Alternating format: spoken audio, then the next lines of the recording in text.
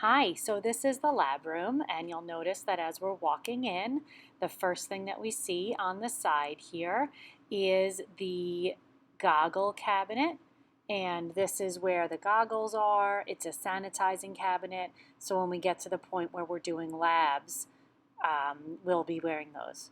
You can also see that by the front door there, the fire extinguisher is there too. This is called the fume hood. And inside here is where there is an exhaust fan.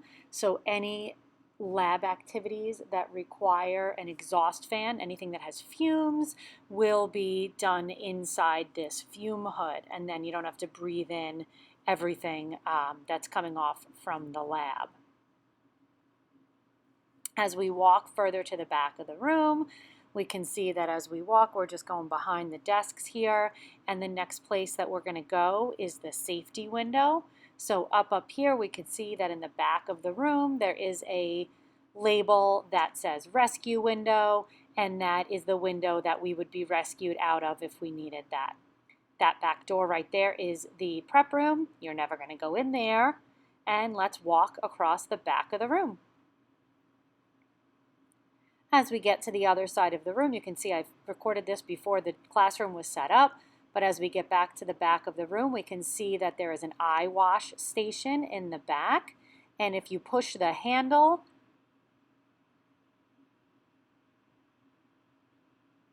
the water will come up and you can wash out your eyes at this eye wash station.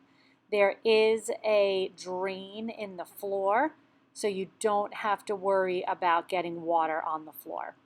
This is the safety shower, which you would use if you were completely covered in chemicals. You could use this safety shower, and again, it would drain into the drain on the floor. This garbage won't be here once school starts. You can also see the glass disposal, which would be in the back of the room as well. The sink that's on the other door, the exit door in our room, has a big sink, and it also has what's called a drench hose. And all you're going to do is just squeeze the handle of the drench hose, and you can also use this drench hose in place of the safety shower or as an eye wash if you needed to use it for that reason. So now let's keep walking and let's look across the front of the room. There is a second door. That will be our exit door. You will always leave through that door. And across the front of the room, now we're up by my desk, a place where you will not be. But behind the desk, as we get back in a circle towards that front door, we can see that there is a fire blanket right next to the phone. If there was an emergency, there is a phone list that you can call the main office, and the fire blanket is right next to that. If we look at the fire blanket, if we open up that cabinet, we can see that inside you would pull that out if there was a small fire. You would wrap a person in the fire blanket if you needed to. I would be the one to do that. You might just go get it for me. And that emergency stop button is to shut the gas off in the room. You can also notice right there that there is a sign that says that the water in the classroom is not drinkable.